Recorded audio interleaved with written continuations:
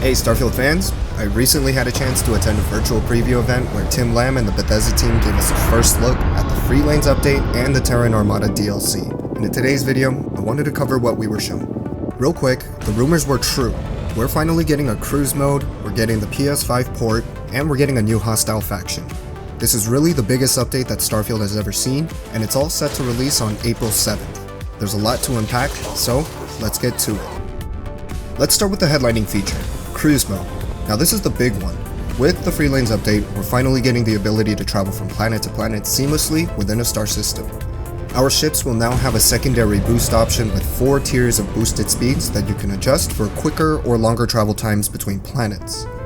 For a lot of us, those loading screens during system travel were a very big immersion breaker, but this completely changes that flow of the game. So while your ship is in transit, you can actually get up from the pilot seat, you can walk around your ship, you can engage with crew, upgrade your gear, and even decorate the ship. Basically, anything that you can do inside your ship while it's landed or kinda just floating in space, you can also do in cruise mode as well. But at the same time, cruise mode is also designed to trigger dynamic space encounters. So while you're traveling, you can come across derelict ships, you can come across random POIs, or even hostile ambushes. Now keep in mind, if you're jumping to another star system, you're still going to go through the normal grab drive sequence. Cruise mode is only available when you're traveling from planet to planet within a single star system. And of course, fast travel is always going to be an option if you don't want to go through cruise mode as well. So you can just pick a point on the star map and then fast travel directly to it, as long as you've been to that location before. Now, one of the biggest complaints with Starfield was a lack of variety with the points of interest and the frequency of coming across the same ones. With the Free Lanes update, Bethesda is increasing the pool of encounters, POIs, and dungeons. We didn't receive confirmation on the total amount that were added, but Bethesda did mention that there's a notable increase in variety. So hopefully no more seeing abandoned cryolabs back to back. If you know, you know. And to help us cover that ground, we're getting a new land vehicle called the Moon Jumper. The design is very NASA-punk, and it supposedly has a longer boost duration than the Rev 8 or the Daemon. Rather than acquiring this through a ship tech like you normally do for vehicles, the Moon Jumper will be found at one of the new POIs added in the game. Enemies have new tiers and performance modifiers too, so all that exploration could lead you into some dangerous situations, which is why the Free Lanes update is making some huge changes to the way we upgrade everything in the game. This mostly applies to weapons and gear, but we're also going to be able to upgrade our ships in ways that we never could before. At the core of this entire system is a new unique resource called X-Tech, which you can find while scavenging or looting POIs. So, what can we do with X-Tech? Well, for starters, we're finally going to be able to craft legendary effects onto our gear in the vanilla game. Using X-Tech and credits, you can roll for a specific legendary perk, and if you don't get the one that you want, you can continue to use X-Tech and credits to re-roll. After 5 rolls, you can simply pick whichever perk you want for that tier. And once that perk is locked in, the process repeats for the 2nd and 3rd tier of legendary effects. Now that 3rd tier used to be the final tier, but Bethesda is also adding a 4th tier of legendary effects with all new perks, so we do have further customization of weapons and gear. And on top of that, the base stats are also getting a bump too. Weapons and gear will now have 2 additional quality tiers. Superior will be the next one after Advanced, and Exceptional is now the highest quality tier you can have in the vanilla game. Just like the legendary perks, you can use X-Tech and credits to upgrade the quality tiers. And for my fellow shipbuilders out there, X-Tech isn't just for weapons and gear. There are brand new ship equipment modules that can be installed using X-Tech. And these equipment modules will provide functional buffs to your ship's performance or abilities. These are going to include things like faster lock-on times, faster shield recharge rates, or that boost-activated cloaking ability that you saw earlier. Now, equipment modules won't be the only new items for ships. There will also be a selection of all new parts and components, HABs, cockpits, and all that. I haven't been able to confirm the number of new parts or whether these new parts are available through the Free Lanes update or from the Terran Armada DLC. I assume it's the latter because these new ships do look like Terran Armada ships, and I may have a video doing a deep dive on all the new parts and equipment modules if I have the time. So, we've covered the major gameplay mechanic updates, but the Free Lanes update is also dropping a ton of new items into the game as well. We're getting new weapons, we're getting new gear, we're going to be getting new skins for the weapons and gear, and we're going to get a couple of new companions as well. One of them is a new robot companion that I have to say really reminds me of B2 Emo from the Star Wars Andor series, and the second one is Muria, who was already in the game but couldn't be recruited, so as of the Free Lanes update, she can now be a part of your crew. For the Outpost builders, there's a new pre-decorated all-in-one ham that's got this beautiful futuristic NASA punk aesthetic, and it comes fully stocked with everything you need to function. So if you found Outpost building a bit tedious in the past, this is a great plug-and-play option that really looks good in any setting. There's also going to be a new Outpost pet that we can have. I think for now, it's just this one kind of species of fauna, but we will be able to customize it and command it to do certain actions like dance or play dead. It's a small touch, but it does add a lot of life to your outposts. For decorations, we're getting a bunch of new immersive decorations for both ships and outposts, as well as a new figurine collectible. These aren't just for show, they actually provide an attribute buff just like skill magazines, and we will be able to display them on custom display cases as decorations.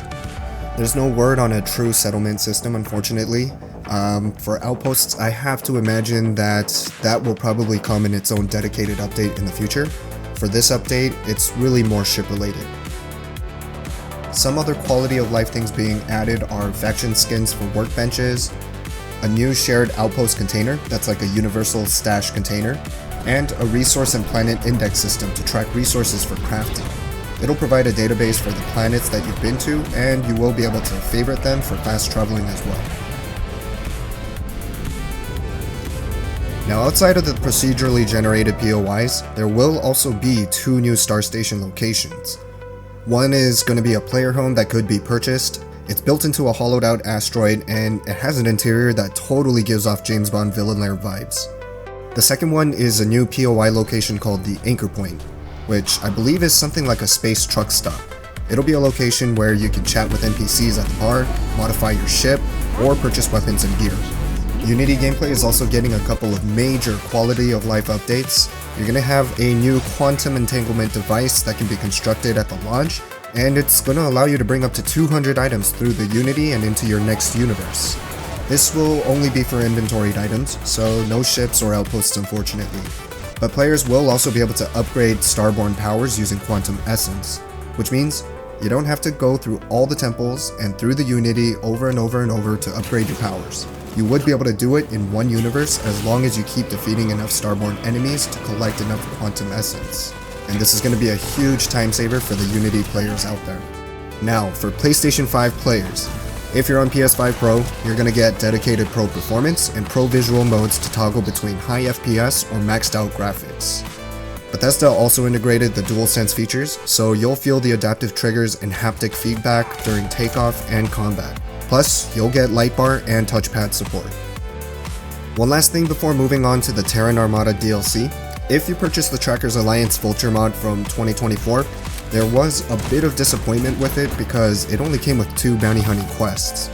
The Free Lanes update will introduce 5 more Trackers Alliance missions that will be available to play right on April 7th. There will be new targets, new contracts, and rewards that are all included as well.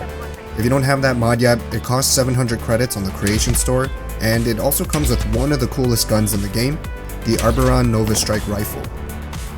Okay, and last but not least, the Terran Armada DLC.